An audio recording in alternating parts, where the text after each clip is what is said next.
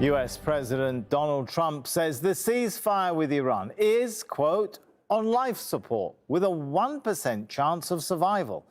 Well, that's after he called the latest peace proposal from Tehran a piece of garbage. Trump is accusing Iran's leadership of changing its mind during negotiations. After reading that piece of garbage they sent us, I didn't even finish reading it. They said, I'm not going to waste my time reading it. I would say it's one of the weakest right now. It's on life support. They understand these are all medical people. Dr. Oz, life support is not a good thing. Do you agree? Bad prognostic. I would say the ceasefire is on massive life support, where the doctor walks in and says, sir, your loved one has approximately a 1% chance of living. Those comments are the latest signs that efforts to end the war have stalled over the details of a peace deal. Tehran has defended its terms, calling its proposals on the Strait of Hormuz and sanctions reasonable. The only thing we have demanded are Iran's legitimate rights. I leave the judgment to you. Is Iran's request to end the war in the region, Iran's request to stop maritime piracy against Iranian vessels, or Iran's request for the release of assets belonging to the Iranian people, unjustly blocked for years due to U.S. pressure on foreign banks, an excessive demand? Is our proposal to ensure safe navigation through the Strait of Hormuz an excessive request? Al Jazeera's Mike Hanna is at the White House with more on Trump's comments in the Oval Office. President Trump continues to deny that he is under any pressure or that he needs to act as soon as he can. He's saying he's willing to take his time. He insists, too, that the economy will return to normal. The price of oil will go down once this war is over.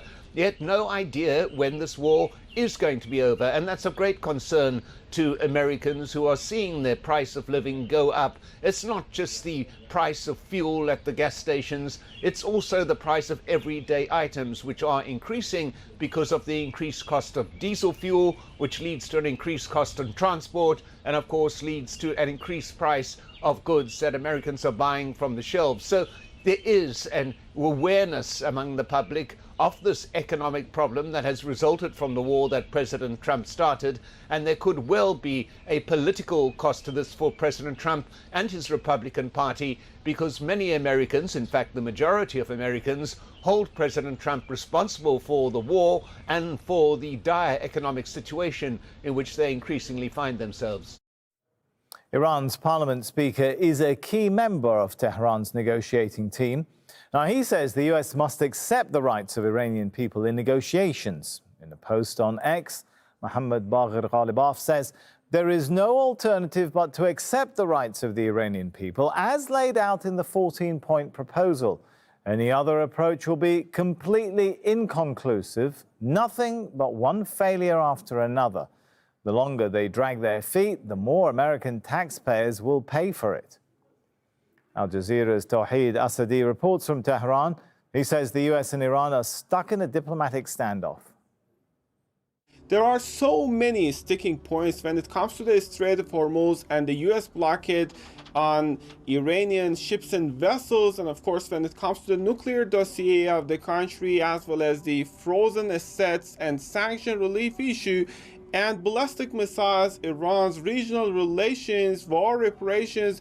These are a relatively long list of points of contention when it comes to a diplomatic engagement.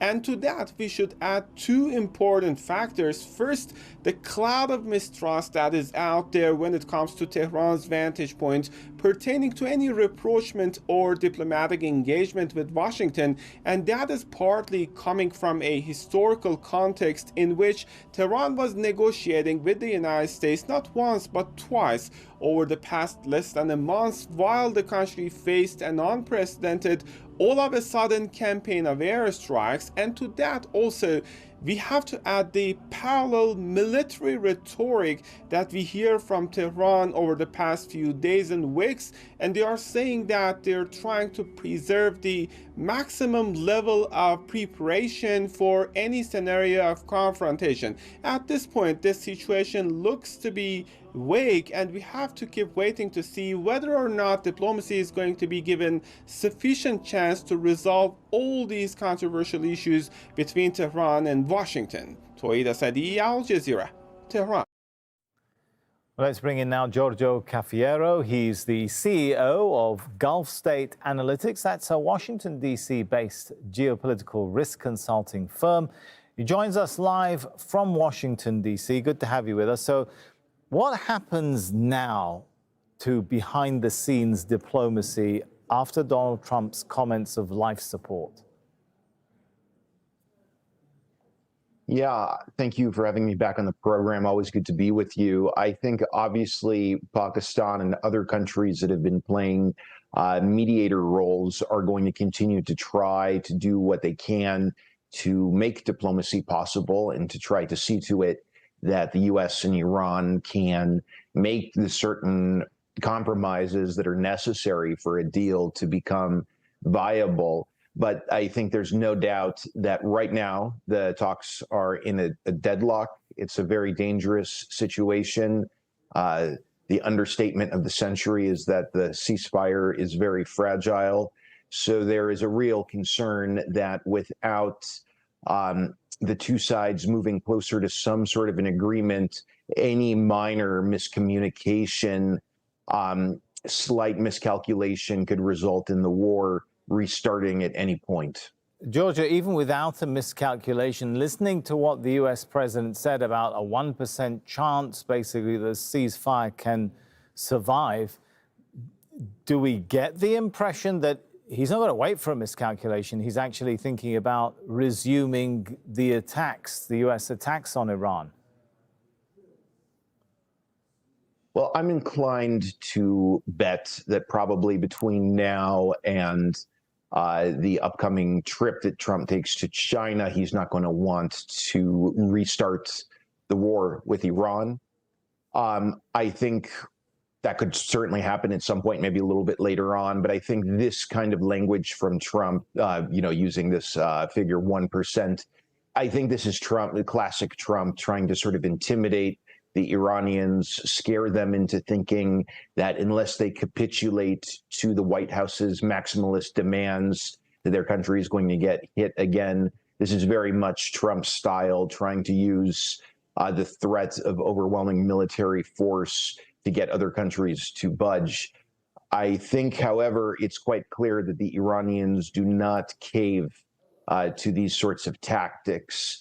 And I think Trump's quest to sort of bring Iran to its knees through just continued maximum pressure, even a resumption of warfare, it's a very, very misguided strategy that is not bringing about the results that the Trump administration wants. Well, linked to that, you might remember that leaked CIA assessment reported by the Washington Post on May the 7th said the CIA was raising questions about whether continued military actions would achieve U.S. objectives. Is there any reason you can see that a resumption of the U.S. attacks on Iran might give the U.S. some new leverage that the CIA seems to be struggling to see? I'd have a difficult time seeing that. I think if Trump really wanted to go ahead with a regime change, he would have to commit to a much more intense campaign than he has been willing to commit to. I don't know if he would want to deploy ground forces to Iran. We've been talking about that now for many weeks, but I think Trump is ultimately trying to wind down this conflict and to do it in a manner that gives the U.S. a sense of dignity, gives the U.S. reason to be able to claim that it achieved a victory in this conflict, not get pulled into a protracted conflict that could eventually become a very messy quagmire. And I think the types of actions that the Trump administration would have to carry out in order to achieve regime change are just simply too risky from Trump's perspective. In sum, I think Trump has gotten himself into a trap right now. He does not want to be seen as conceding too much to Iran, because that undermines the optics of Trump being a strong leader who really gives orders on the international stage and uses the overwhelming American military might, or at least the threat of it, to get results that are good for the United States. But he also does not want to get pulled into a costlier war. So from Trump's perspective, I don't really think there are any good options on the table. All right, we'll have to leave it there. Giorgio Cafiero, the CEO of Gulf State Analytics, joining us from Washington, D.C. Thank you so much.